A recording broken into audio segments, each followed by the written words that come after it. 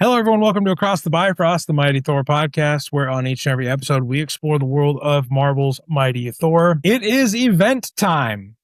We are finally beginning the Queen in Black event. Hela has finally gotten the symbiote all black glow up that we thought she was deserving of all along. And we are very excited to talk about a few issues from the first batch of Queen in Black stories. The chapters are going to be coming at us fast and furious, Eric. Like, we got so many different side books and so many different issues, one-shots. Very excited to talk about Queen in Black. On today's version of our Queen in Black coverage, we're going to talk about Queen in Black #1, Queen in Black Defenders of Light and Dark #1, and the Queen in Black Hela one-shot. And we're going to talk about them in that order. Just so you have a little bit of a forecast of how we're going to do this episode. But Eric, first impressions of Queen in Black. We have not covered an event as it's been coming out on the show, especially an event where Thor is kind of front and center, but like Thor. I was going to say, especially characters are front and center. Especially since Thor gets sidelined at mostly every event. We all remember. So this is a great... So much came out. We had 3 issues all come out in the same week. I know my wallet was feeling it, but then my wallet felt extra because I got a blind bag copy. Because I'm like, what's an extra $8? Let's get this. Let's see if I get something big. So for those of you I'm going to open this right now. Eric bought a blind bag for Queen in Black #1. And he has agreed so graciously to open it on the show. Here we go. I hope it's something good. Sorry, I hope the microphone's not like making the foil packaging it's like the unbearable. Of suspense. Okay. What did we get? It smells like new comic. Oh, gosh, I want that in a candle. We have. It has like a little paper cover? No, wait. Oh, that's an extra cover protector. Okay. I've got the Knull connecting cover variant.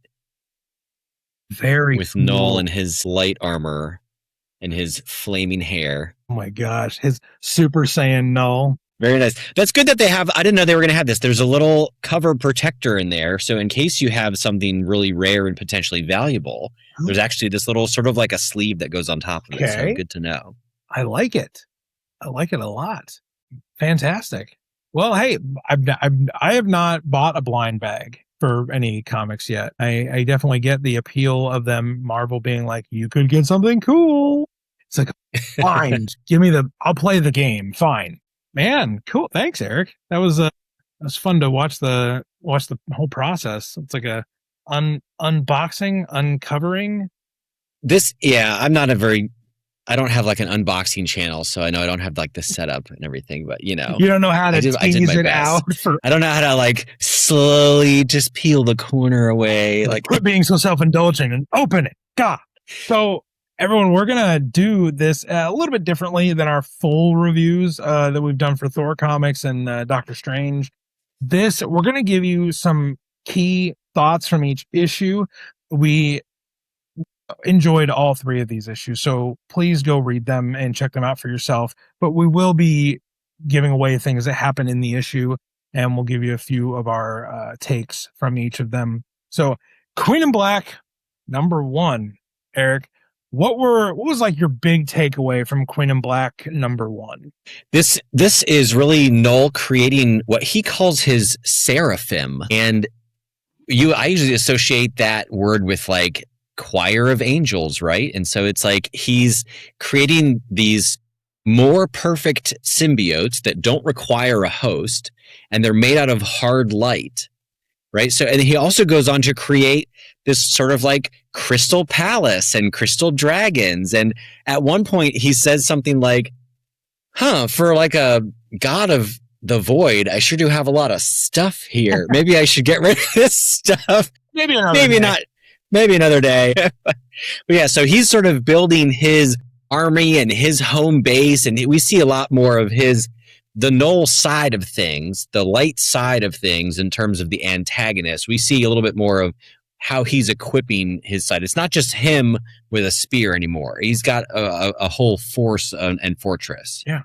So I loved the fleshing out of Knull and his army, because we, reading through the Knull limited series, we got to see where Hela's army was coming from. We got to see where kind of like her assembling things.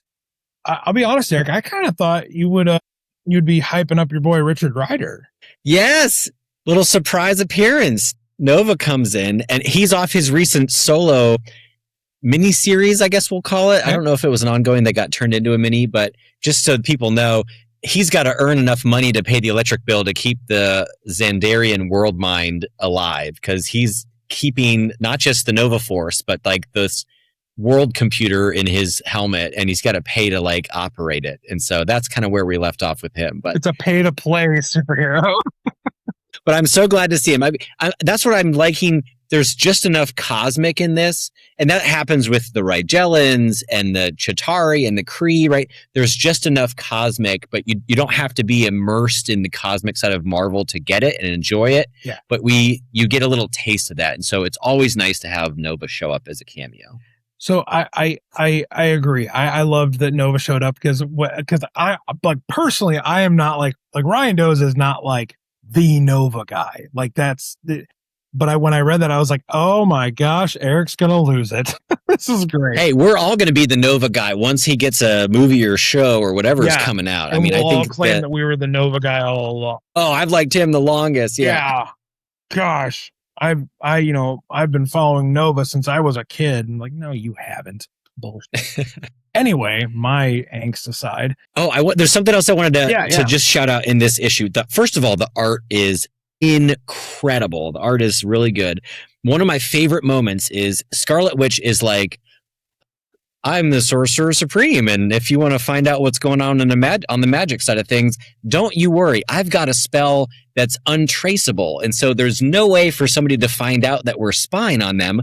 Let's peek and see what's going on. And Hela's head pops up, and she's like, who's spying on me?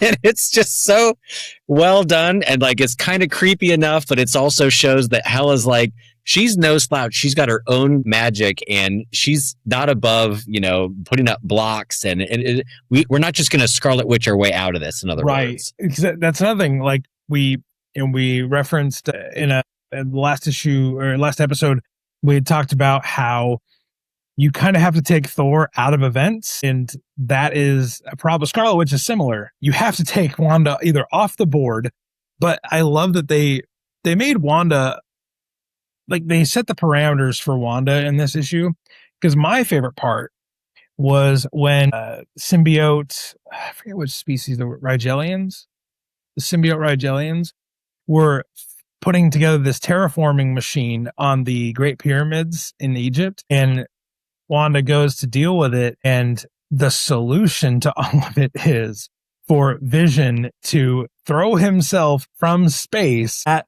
varying densities to go and destroy this terraforming machine.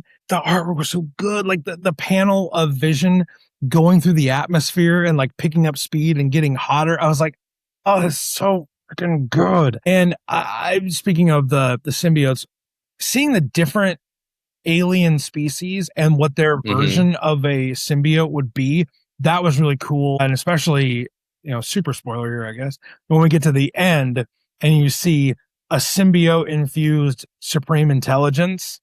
Yeah, bravo. Like, how Jason Aaron of you, Al Ewing, to just throw all your toys in the same box. And even in a character that I wasn't familiar with, Captain Alliance, who is like Kree and Skrull together. What? So Captain Alliance is this was my first experience with the character. I think he showed up in Venom very recently. It looks like in Venom 258, he basically just knocks on MJ's door and shows up and introduces himself. Oh. But what he's doing narratively is he's giving us a lot of outer space context, because he can explain, the Kree are going to probably do this and the Skrulls are going to do this. But yeah, he's like the Captain America of the Kree-Skrull alliance. He's got the flag on his chest that was Emperor Doric's symbol, that circle back from Empire, right? So we have Hulkling making a connection. So love it. it just gives me that little glimmer of hope because it's like, well, I know that the Empire broke up, the alliance is over, but he's like, I'm wearing the symbol of this like hope, this optimism for this union that no longer exists, and I'm like, that way to go, Al Ewing, because like that, I think that whole union was his creation. I think so. I love that Captain Alliance and Captain America have a moment where they're like, you have a version of this, like, oh yeah, it's a hero from a bygone era that carries on these ideals no matter what, and it's like, and Steve's just like, no, you're good, kid. Like we're we're on the same page. Have we met before? I loved that. That was a really good reference. And Captain Alliance gets a few really focal point fight scenes against these different symbiote variants. I guess there's a whole Spidey crew of him and Black Cat and Dylan Brock is there and Mary Jane is there. It's a whole different squad, fighting on the ground there. But any other final thoughts on Queen in Black #1, Eric? Because the next issue picks up a lot of the threads and tells off a different part of the story. I'll just say to potential readers out there, you don't need to know all of the Venom stuff to get it. You can pick it up. There is, I think it's like a 1-pager, quick bring me up to speed on all the like recent Venom lore, and so that was really helpful. And to just dive in, just know that Mary Jane is now Venom or wearing the Venom symbiote. That's probably a big part of it. Yeah, a lot of fun. And I think what's going to happen is we're going to get each issue, we're going to have maybe one of these different alien factions of symbiotes kind of highlighted. And so I think the Rigellans were kind of in this one. I think the Kree are obviously next, but I think we're going to maybe rotate over the different issues. I'm just waiting for them to put a symbiote on Gladiator and for Gladiator to come in as like a secret weapon. Because it's not a big cosmic event if Gladiator doesn't get to fight against. Oh, Ryan, your knowledge of Marvel Cosmic is so insufficient. I don't think we're going to see Gladiator because he is part of the Shi'ar Empire, and they have not mentioned so far. So, not mentioned so far. Well, okay, I guess we'll wait and see. The next issue is Queen in Black, Defenders of Light and Dark. This just a quick setup, and then we'll give you our highlight thought. Quick setup here is that this is what's happening. These are the attack squads that are going after Hela and Knull at the same time, separately, but at the same time. So you have Dark Force users going after Knull, and you have Light Force users going after Hela. So the Light Force team is Beta Ray Bill, Sunfire, Dagger, and Monica Rambeau Photon. Then the Dark Force users are Cable, Iron Man, which I was like, Dark Force users, okay. Well, of course, Tony has a Knull Buster armor, which was... Yeah. But then it's Dark Star, Cloak... Oh gosh, I'm forgetting one. Anti-Venom. Anti-Venom, yes. So, those are your squads, those are your teams. Eric, I know most Thor fans are probably here for the Beta Ray Bill of it all, but what were your big highlights and takeaways from this issue, which I really felt like was a great follow-up to Queen in Black #1? I think so too. The really cool stuff is we can see like when Cable shows up in a different book, we know how he got there because he like had just left his conversation with Tony, and when like Anti-Venom is helping to recruit these other people, like so it's like everything's connected, and that's a telltale sign of an editorial team that's working together on this behind the scenes. When you see those continuity pieces really align, the really Asgard heavy stuff, like you said, the Beta Ray Bill of it all is so cool to see. Scuttlebutt is back in her android humanoid form, the personification of the ship's AI. Oh, Scott. So cool that we didn't forget about that, or that I guess it also confirms that happened because Warren Johnson things are a little bit did happen. Things are a little bit weird now that Beta Ray Bill was a founding Avenger. We don't know, if that affects having Stormbreaker back or not. It looks like Stormbreaker's, still intact, and maybe there's an explanation for that. I don't think you'd go this far into a comic and have that just be like an oops, we forgot there's no Stormbreaker. I don't know, but oops, no Stormbreaker. I really liked the what's in Asgard? I've never heard of that. Like just reiterating the point that like this is part of the Midgard universe now, and that people have no idea. And so they're like, I think this guy's got some inside knowledge on Hela. Who's Hela? Like, we don't even know what that is. We don't know what a Hela is. Yeah. Well, they say, and they set this line of thought in Queen in Black #1 that they're like, well, Knull's the King in Black. And, so who's the new King in Black? Like, don't you mean Queen in Black? And as I love that is, they have no idea who Hela is. Yeah. My favorite part of this issue, Eric, was when Tyr and Beta Ray Bill fight finally. Mm-hmm. Because Tyr is doing what he believes is right in following Hela. And we get a little bit more of a background with why Tyr is doing what he's doing in the Hela one-shot. But Beta Ray Bill begins to doubt himself. Like, why are you fighting on the other side of this? You should, you call Hela's mission a dark campaign, but don't you want to do what's best for Asgard? Like, we're the only 3 people that remember Asgard. Yeah. And I love that Beta Ray Bill does have this very human moment of doubt. And then he is bolstered by his friends and he ends up, fighting back against Tyr. I loved that, giving Beta Ray Bill an emotional moment that connects him to the wider story, but also doesn't just let him be like a brute. Like, he actually gets to think through this, his allegiance. And I really liked that scene. And he gets to dual wield Stormbreaker and, oh my God, I'm blanking on the storm or the sword's name. I'm getting old, man. It's Surtur's sword. Starts with an I. The something. So the God, blang it. You guys aren't real Thor fans. I'm sorry. Twilight. This Twilight sword. Thank goodness. Sorry, mouth breather. How many Thor tattoos do you have, Eric? Show 'em. Quick. The Twilight sword. Oh my goodness. I'm gonna have a moment here. But yes, very cool. I mean, he just comes swooping in with his both his weapons, and it's incredible. So, and then one other thing, I guess at the end, Cloak gets taken out. Yeah. Well, if Thanos can get taken out by All Light, the light spear, I don't think Cloak stands a chance. And Cloak's in this fight because he's a dark force dimension wielder, and that is really important when you're fighting a being of light.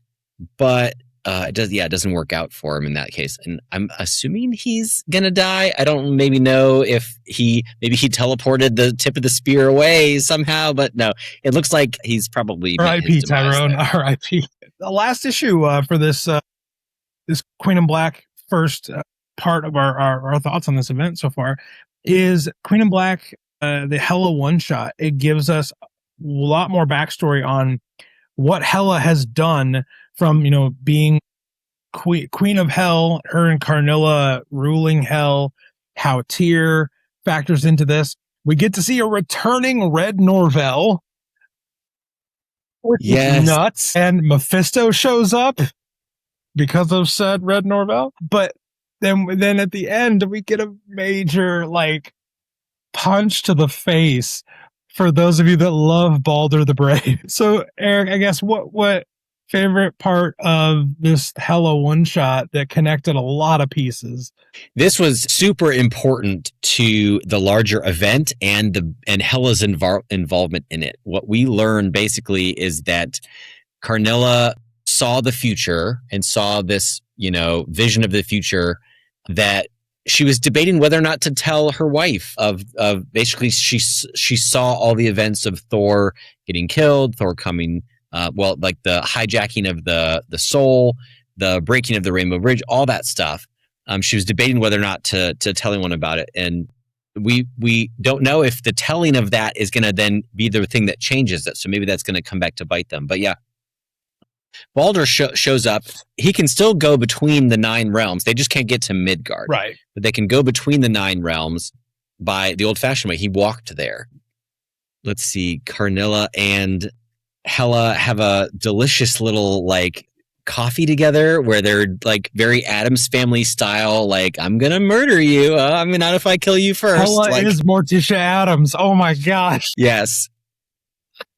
It was It was awesome to see. So it was great. And in the midst of that, Tyr shows up and he wants his old job back. Yeah. Tyr and Hela teamed up in the Jason Aaron run, and Tyr was the general. And I think it was when Hel was fighting against the Queen of Cinders, or it was like a big three-way fight going on with like Muspelheim. I forget all the details of it, but anyway, Tyr was the general in the fight. So he's like, I feel like I need my old job back. I feel like I need that sense of purpose. He's like, I've been alive, I've been dead, I've been both, and I feel like I'm just nothing, and so I want to do this. Which fair enough. So he gets sent off they leave on a ship. There's a stowaway on the ship that we don't know what it is yet. They pass through the gates of Hell with 2 L's to pop out on the other end of technically part of Midgard, but it's the far shore. So it's in Midgard's universe, but it's on the far shore, and that's where they find Knull. So this is explaining in all the backstory of before the Knull limited series. How did Hela even get one over on him? How did she find him? So he's basically incapacitated. And what works to her advantage is that in the moment Knull sees Hela, the Rainbow Bridge shatters and he has no knowledge of her, which means he has no knowledge of any Asgardian magic either. And so Hela can do all her Asgard magic and he has no defenses against it because he's never heard of Asgard. And she just like does simple rune magic and like Dagaz. Yeah, gotcha. At that moment, the stowaway soul turns out to be, as you said, Red Norvell, who was killed off panel in the Donny Cates run. And now he's back. I know. But for all my Red Norvell diehard fans out there, Roger Norvell was the human documentary filmmaker that went to Asgard to try to film the events of Ragnarok for a TV special, and ends up, Loki encourages him to put on Thor's gauntlets and belt, which give him Thor's power, and then he can pick up Mjolnir, and he temporarily gains power as a really douchey, misogynistic Thor, and nobody likes him. And eventually he makes a sacrifice play and dies instead of Thor to fulfill the Ragnarok prophecy. So he's killed by the Midgard serpent, and a Thor did die, and so then that can stop Ragnarok. He comes back as Thor again during the time that Thor Odinson is working for the High Evolutionary. Right. Thor's basically in self-exile, and there needs to be a Thor. And so Odin is like, I've got this other Thor, he's just as good, and I'm going to give him a hammer. And he basically like makes Red Norvell into like a god, and he's like the main Thor while Thor's off in the God Pack for a good like 12 issues or something in the 90s. Like, this is not it's not a short period of time. Like, so Red Norvell is not joking around where he used to be Thor. Yeah. And he keeps saying like, I am a Thor. And until, Tyr mans up and crushes the hammer, and then the hammer's gone. But I was just going to say, the hammer really is an Uru hammer from Odin. It's not as strong as Mjolnir, but so the crushing, it's pretty impressive. But all of this is just a way to get the chess pieces where they need to be for some future thing. Who knows when? We're going to probably get Red Norvell as the Thor of Hell. And the whole point of Hela going through Hell and then bargaining with Red's soul, and it's going to be so delicious if and when it happens. This could be 10 years out. Who knows what? Whoever wants to pick this up, we're just laying the breadcrumbs now. So. And just so we're like outright and clear about it, Mephisto is the one that takes Red Norvell's soul to Hell and says, after thousands of years of torture, I will make you into the Thor of Hell.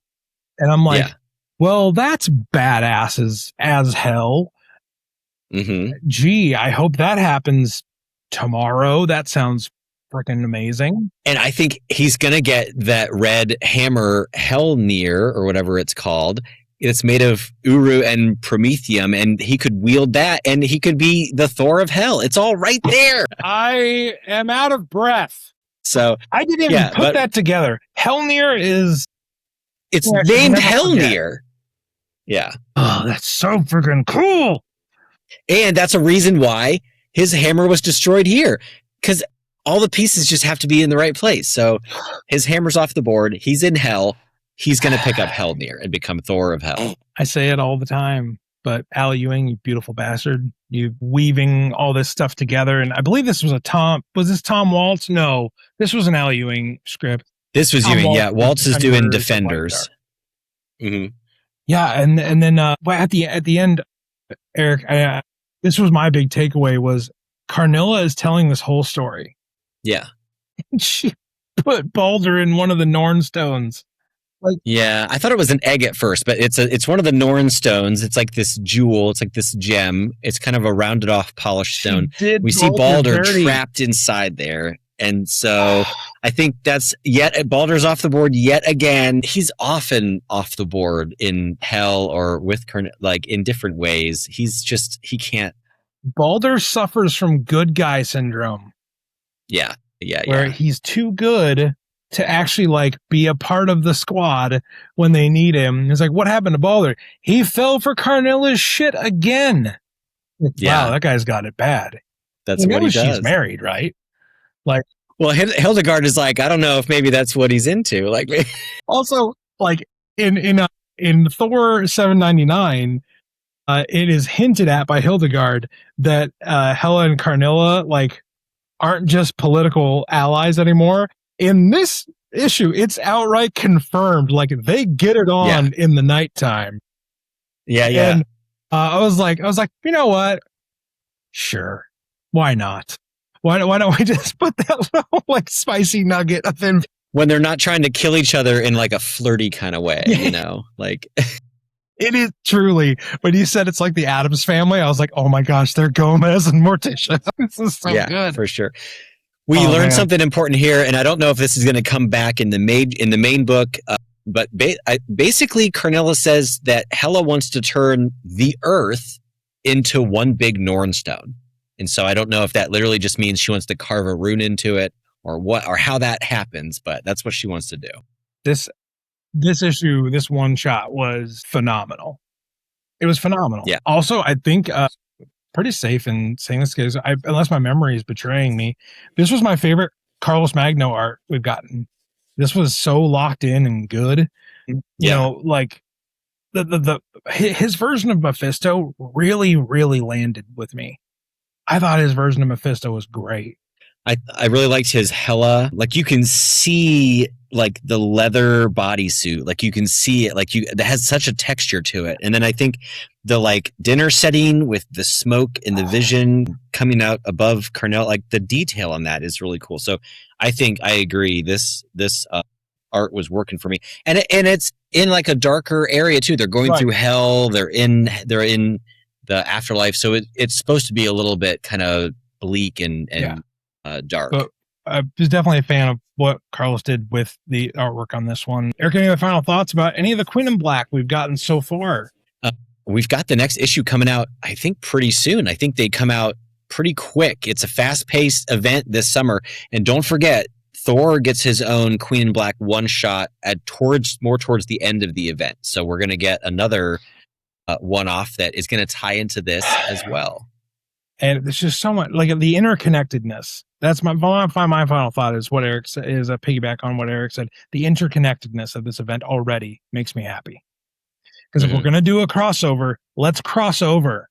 Let's talk about things and other issues that pick up the threads, and let's make every issue feel important. And these 3 issues that we've covered, you know, through that more Thor character lens, they all felt important to the overarching story. So I'm really happy with where this event is right now at the beginning. Now, the thing with Marvel events is like they often start hot. Let's see if we can have as great of a landing as the King in Black event has.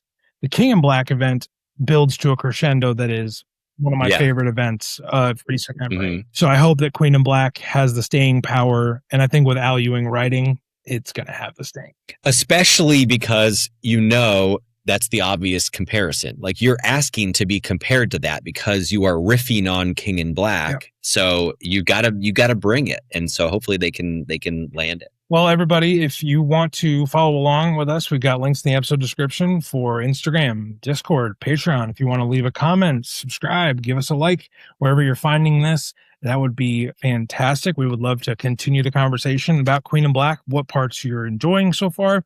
what parts, what covers, what solicitations you've read, and you're like, oh, I can't wait for when this thing happens. We would love to continue the conversation with you. But until we see you again here on ATB, we're going to hop over the Rainbow Bridge. Before we let you know that we want you to, we want you to do one thing. If you are getting excited for crossovers, your wallet's getting a little lighter, but you don't really mind that much because the artwork's great, the storytelling is great. Wherever you're at with this crossover, you're just starting or you're knee deep in it like we are. We just hope you do one thing, and that is stay worthy.